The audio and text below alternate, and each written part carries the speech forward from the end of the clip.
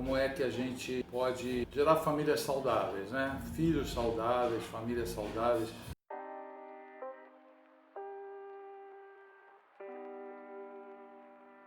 Mais um Café com Zé, agora não mais live, mas gravado, vídeo para você nos acompanhar e estarmos juntos através dessa iniciativa, a gente poder compartilhar algumas ideias. E hoje eu quero dar continuidade ao assunto autossabotagem, mas focando objetivamente a questão familiar, a questão da criação dos filhos, o ambiente familiar, como é que a gente pode gerar famílias saudáveis, né? Filhos saudáveis, famílias saudáveis. Filhos saudáveis, eles são decorrentes de uma família saudável. E o que é uma família saudável? O que é uma criação saudável? Uma criação saudável, ela é vital, fundamental para gerar filhos emocionalmente saudáveis. E isso é algo difícil de alcançar, mas assim, tão difícil de alcançar quanto difícil de definir. O que é saudável, como alcançarmos essa família saudável, o que são crianças saudáveis, que vão se desenvolver e alcançar a adolescência de forma saudável, e depois crescerem, chegarem na juventude e na adultez e serem saudáveis, conseguirem realizar seus sonhos, seus projetos para desenvolver a família. E a pergunta é, pais que vieram de um ambiente como esse podem se tornar pais saudáveis? E aquele outro ambiente em que há harmonia, em que há suprimento, em que há apoio emocional, eles necessariamente serão pais saudáveis? São perguntas que a gente tem que se fazer e a gente precisa se fazer a nós mesmos. Qual é o meu comportamento como pai, como mãe e como é que a minha família tem se desenvolvido? Se você estiver ouvindo um sonzinho aí, o som aqui, a gente está numa igreja, eu sou pastor evangélico, estou aqui no ambiente de igreja gravando, aliás é onde a gente grava. Então se você estiver ouvindo um som musical, uma musiquinha, é o louvor já começando, ok? Mas nós vamos dar continuidade aqui. Isso fala de um processo de crescimento, um processo de autonomia, de crescimento. Lembrando que todos nós cometemos erros, inclusive os nossos filhos não são perfeitos. Muitas vezes a gente quer um ambiente perfeito, uma família perfeita, super adequada. E falarmos também sobre a questão de limites. Existem pais rígidos, cujas famílias então são famílias rígidas, com limites muito fechados, né?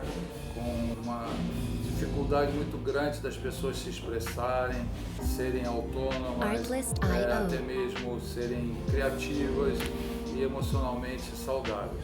Outros são pais mais liberais, pais que não estabelecem limites adequadamente. Qual é a medida para que uma família seja saudável? É outra pergunta difícil de responder. E essa resposta ela acontece à medida em que nós vamos vivendo a nossa vida, observando nossas famílias, observando a estrutura, os resultados que a gente tem na nossa casa. E uma coisa importante é estabelecermos papéis que são os papéis de pai, de mãe, quem é o pai, quem é a mãe, claramente, emocionalmente. E esse casal ele está aliançado com um objetivo comum. Isso é fundamental. Uma das coisas mais importantes no desenvolvimento de uma família e no desenvolvimento de filhos saudáveis é nós termos a habilidade de ajudarmos nossos filhos ou de orientarmos nossos filhos a um crescimento emocional saudável e buscando ajudá-los a alcançar o que a gente chama de autonomia, que não é a liberdade, cada um fazer do jeito que quer, o que quer, a casa vira uma bagunça, a vida do sujeito fica desorganizada, mas é a autonomia, a capacidade de nossos filhos escolherem aquilo que eles querem viver, aquilo que eles querem fazer. É muito conhecido já, acontece demais, eu tenho ouvido muito no consultório, pessoas cujos pais queriam que eles estudassem determinado assunto, fizessem determinado curso, eles acabam se sujeitando à vontade desses pais e vão fazer, engenharia e na verdade queriam ter feito medicina ou letras ou qualquer outro curso, mas se submete à vontade dos pais para satisfazer esses pais e acabam ou terminam o curso e ficam insatisfeitos na profissão que escolheram ou que escolheram por eles, ou então em determinado momento desse curso eles param, ou como já aconteceu, de um filho terminar o curso que o pai queria, pegar o diploma e entregar para o pai e falou, tá aí ó, o diploma que você queria, e ele foi fazer o curso que ele pretendia, né? O segundo curso, que era aquele que ele gostaria de ter feito, com o qual ele se identificava. Então a autonomia é isso, é a gente ter a habilidade de levar nossos filhos a compreenderem, entenderem quem eles são, o que eles querem fazer da vida, isso tudo dentro de limites, né? Dentro de limites. Uma coisa também fundamental dentro de uma estrutura familiar é o casal, é o par, né, parental, é o pai e a mãe estarem aliançados, estarem unidos com um propósito na criação dos seus filhos. Eles terem a mesma linguagem, terem a mesma forma, o mesmo pensamento, serem coerentes na maneira como individualmente vão lidar com esse filho ou com esses filhos. Os pais precisam ter um acordo entre eles que facilite a maneira deles se comunicarem, mesmo que individualmente se comunicarem com os filhos, fazendo com que então haja coerência na forma como um pai ou a mãe lidam com determinadas questões ou com as questões do dia a dia. Senão fica aquela coisa, fala com a sua mãe, vai falar com seu pai, aí a mãe diz uma coisa, o pai diz outra. E isso cria uma confusão e mais do que isso já acaba gerando muitas vezes a manipulação. O filho sabe que se pedir para a mãe ela vai dizer sim, então ele pede para a mãe e não pede para o pai. Aquele outro assunto que fica mais fácil lidar com o pai, ele vai lidar com o pai. O casal ele precisa estar ligado, aliançado, comprometido um com o outro, né, concordando com vários assuntos, mas dentre eles a maneira como vão lidar com os filhos. Eu estou falando sobre isso vindo de um assunto que é a autossabotagem. A questão é o quanto eu me saboto na criação dos meus filhos para impedir que eles alcancem os resultados que eu poderia ter alcançado. É uma questão a ser colocada, né? Talvez uma pergunta a ser feita. Eu estava conversando com um casal esses dias, a esposa estava falando sobre a família dela de origem, né? E falando o quanto o pai era bem-sucedido, financeiramente bem-sucedido, sem uma formação cultural muito profunda, mas uma pessoa de sucesso financeiro, de realização profissional. E o filho mais velho, no caso o irmão dela, né, a dificuldade que ele tem de prosperar financeiramente. E ele acabou não desenvolvendo o potencial que podia desenvolver, até porque ele tem um pai muito poderoso, né? Sujeito muito bem sucedido e que limita com determinadas ações, limitou, né, com determinados comportamentos o desenvolvimento desse filho, né? Então tem toda uma situação por trás. Nós precisamos ter a capacidade de avaliar quem nós somos, como estamos nos comportando com os nossos filhos, se nós estamos querendo os nossos filhos ou querendo que os nossos filhos sejam aquilo que nós gostaríamos de ter sido, que nós gostaríamos que eles alcançassem aquilo que nós não alcançamos, e aí projetamos neles as nossas aspirações, os nossos desejos, né? E muitas vezes até o nosso insucesso. O desafio nosso como pais é termos a habilidade de ajudarmos nossos filhos a se desenvolverem, e isso então concordemente com as esposas e esposos concordando com os objetivos. Com isso a gente passa a falar um pouco sobre o processo de crescimento. Quer dizer, as crianças nascem com determinadas características e cabe a nós pais percebermos essas características e ajudarmos essas crianças, à medida que são crianças, depois adolescentes, jovens, adultos, a se desenvolverem e experimentarem suas próprias vidas. Existem famílias que elas são mais saudáveis, como eu falei no início, e famílias menos saudáveis, famílias mais funcionais e menos funcionais, que seriam famílias então disfuncionais.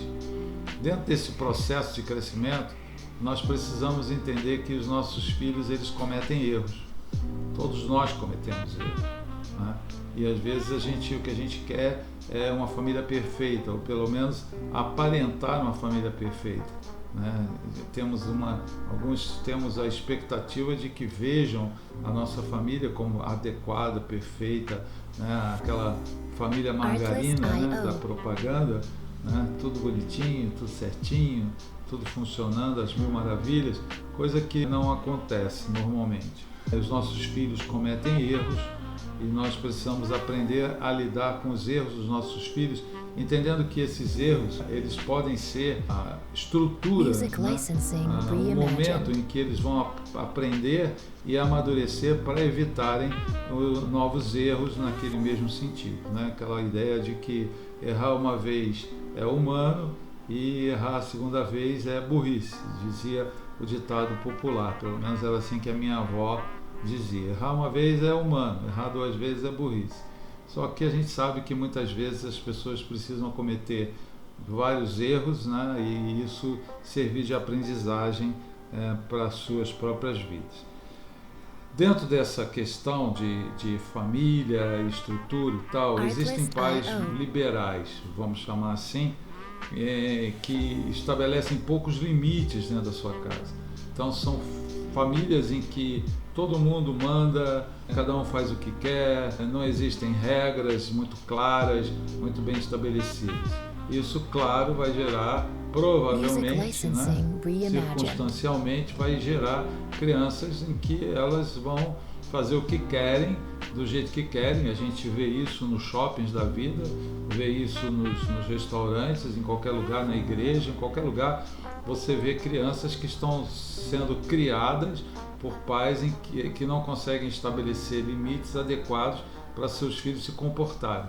Se você não consegue limitar seu filho dentro de um shopping, você provavelmente não consegue fazê-lo também dentro da sua casa.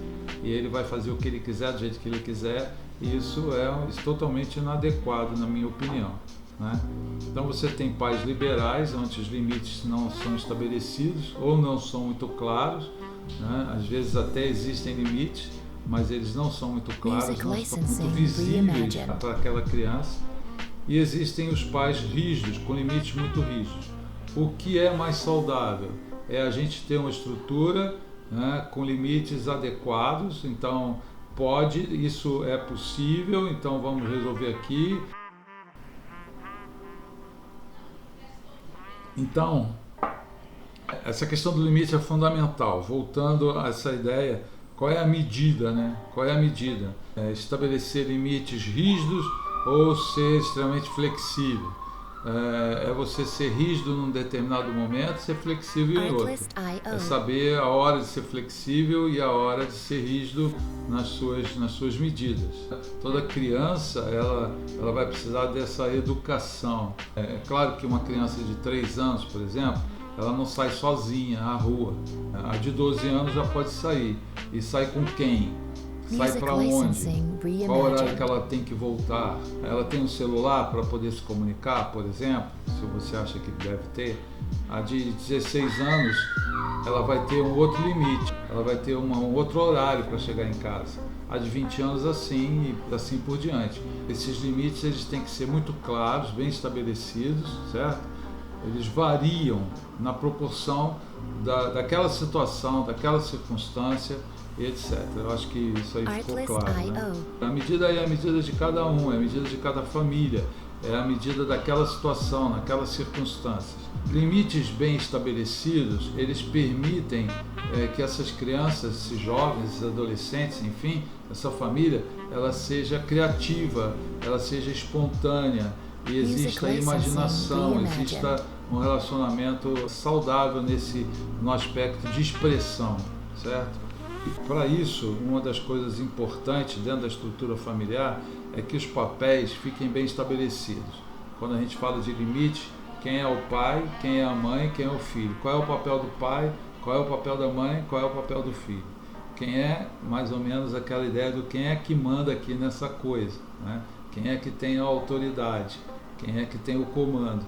Isso não através de coerção, né, de manipulação, mas de experimentar saudavelmente a posição de pai, a posição de mãe, que tem então a autoridade, né, dentro daquele lar, dentro daquela casa. Existem pais que vão supervisionar todas as atividades dos seus filhos, isso talvez não seja saudável. O filho tem que ter uma certa autonomia, como eu disse, para se desenvolver, para crescer, para aprender a lidar com os desafios da vida, da sua própria vida. Outros lares, eles são administrados com eficiência e talvez de modo coercitivo. Alguns lares, eles vão ser mais liberais, mais espontâneos, e outros vão ser mais exigentes, mais coercitivos, mais rígidos na maneira de lidarem com os seus filhos.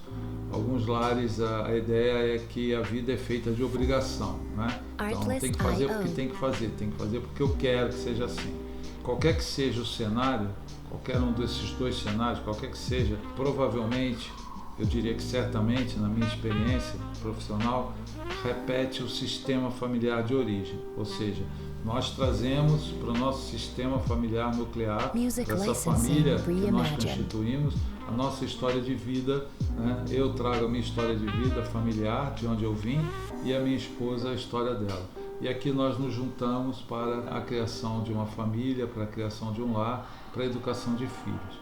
É importante que nesse processo a gente, voltando a falar de acordo, haja um acordo entre o casal para que exista o jeito daquela família lidar com as suas questões. Como é que isso é feito? Como é que isso é desenvolvido? É muito importante a coerência. A inconsistência, quando um diz uma coisa, outro diz outro, quando um faz de um jeito, outro faz do outro. Estou falando dos pais. Bom, estamos aqui numa estrutura, você deve ter ouvido alguns gritos, alguns uivos de algumas crianças, que mostra um pouco da falta de limites, né, para essas crianças se expressarem. Uma coisa que me chama muita atenção é quando as crianças se expressam através de grito, né? Criança de 5 anos, ela fala, ela se comunica, ela não precisa ficar gritando. Então, por que é que correm pelos corredores gritando, se expressando, assim, uivando, como eu digo, né? É uma situação que chama a atenção. Existem lares administrados com eficiência e talvez de modo, como eu disse, exagerado, coercitivo, e existem outros lares que são mais liberais. Qual que está certo? Qual é o mais coerente? Qual é o mais saudável? Qual é aquele que vai gerar melhores resultados? Não sei lhe dizer. Eu posso lhe dizer que a coisa mais importante, reforçando, é a estrutura do casal. Esse casal tem que estar jogando juntos, né? Eles têm que estar jogando para o mesmo resultado. Isso é fundamental.